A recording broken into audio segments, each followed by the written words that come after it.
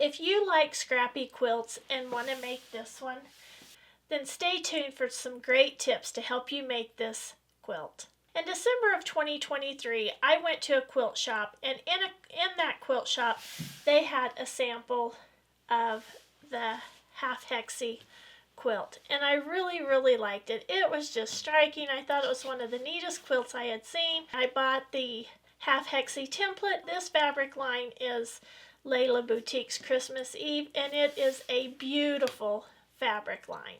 If you've made a Half Hexi quilt, be sure to tell me about it in the comments below, and tell me if you did just a scrappy look or if you used a fabric line. If you'd like to share a picture of your Half Hexi quilt, then you can go to my Facebook group called the Simple Quilters Community Showcase, and you can post a picture there.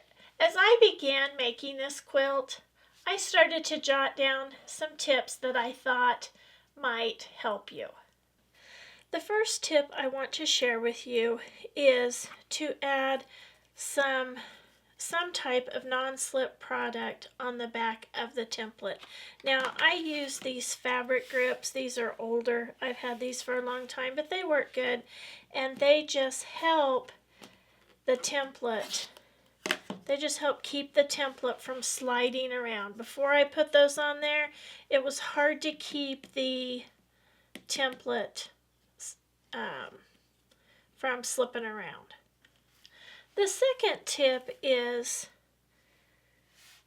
to note that the template says that this is a Half Hexi template for layer cakes. However, you can also use strips of fabric if you don't have layer cakes. I cut my strips, and I use the strips, and I cut my strips 4 3/4 by the width of the fabric. So you can use strips that are 4 3/4, or you can use the cake layer. Now, to use the cake layer, you can fold the cake layer like this and then place it on there and cut it. If you're using the strip, you really need to be sure that you cut the edges off here.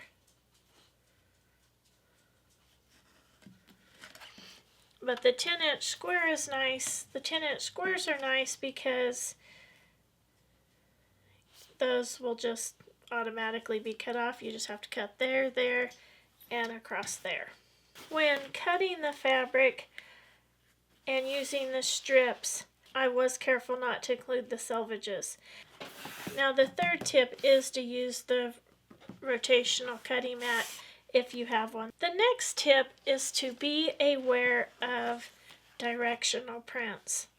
The Fa La La is a directional print, and you can see what happens if you're not careful. So you do have to pay attention to the directional prints. Now, when you cut the strips of fabric that are the width of the fabric, you can get 5 Half Hexis out of the strip.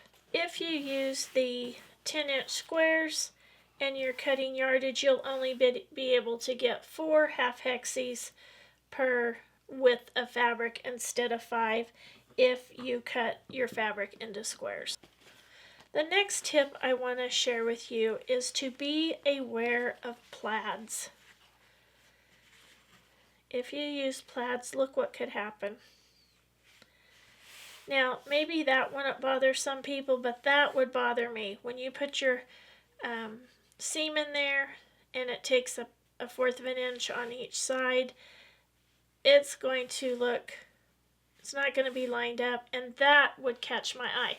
Now, that may not be an issue for everybody, and if it isn't, then, use what you want. But for those of you that that would bother, be sure you're careful with directional prints. In fact, I'm only going to use these on the outside edges of the quilt where you just need a half hexi instead of the full hexagon, because I don't want to take the time to match up those prints. I just want to show you too what this will look like. Now this wouldn't bother me, but it might bother some. This isn't going to line up just perfectly either.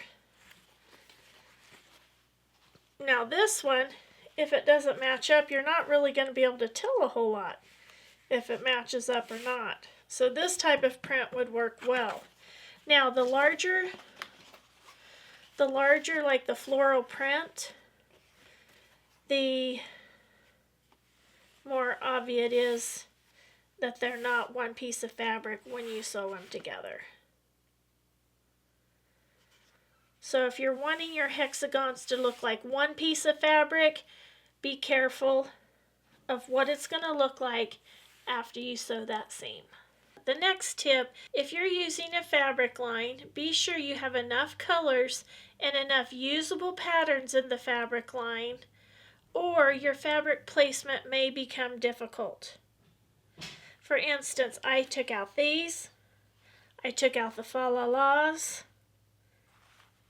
and this plaid, and I added this green and a dark green and another light gray, just so that it would be a little bit easier to place my fabrics without putting two similar prints together or two colors next to each other. The next tip I want to share with you is that when you are cutting these, be sure you cut off the points.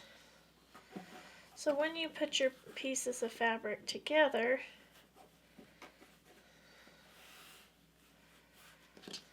they're going to go together just like this, and you're going to pin them on there.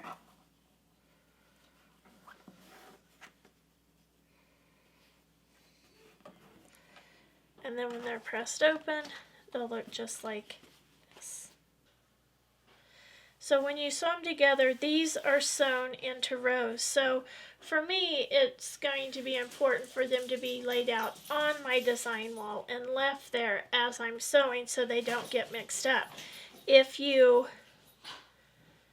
don't have a design wall that you can leave it on, you can certainly take a picture of your quilt and use that as your guide to keep the pieces in the correct order. I'm dressed a little bit different in this part of the video because I realized as I was editing this that I had left out some important information. So I wanted to be sure to include that in the video. This top is not sewn together yet, but I want to be sure that you know that you sew these together in rows. And in the video I had mentioned, in the other part of the video, I had mentioned that you need to be sure to use a design wall or take a picture so that you can keep track of the placement, because you do have to line these up since you're sewing them by rows so you know which one is going to be right above it. In my videos, a lot of people ask me for a copy of the instructions. In this video, for this quilt, I don't have any instructions. I just showed you how to use the template to make this quilt or a quilt similar to it. You can make it as big or as long as you like. And on the sides, if you don't want to do this zigzag, a zigzag binding on the outside, you're just going to cut it straight down on both sides. So you just keep adding until you have the length and the width that you want. I do hope you've enjoyed this video. Be sure to like, subscribe, and share. And until next time, have fun quilting.